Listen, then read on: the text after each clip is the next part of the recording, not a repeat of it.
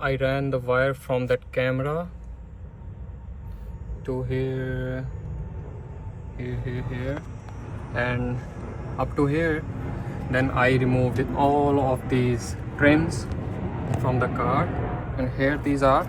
You just need to pull them. They will just click and come out. And here was one small bolt. You open it, and this bigger piece, here is the bolt. This bigger piece will also snap out by clicking. And then I pushed this tab here and pushed the light outside, and from outside I placed this camera over here and pushed the wire from here.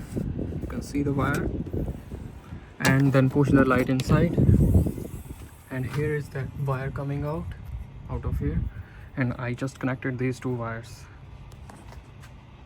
You can see I have put this bolt on, I have put this whole cover on, I have ran the same wire from here to here and here. You can see this wire. Now I will just snap this on as well. Just keep the wires inside, just push it. It's really easy. It was really easy.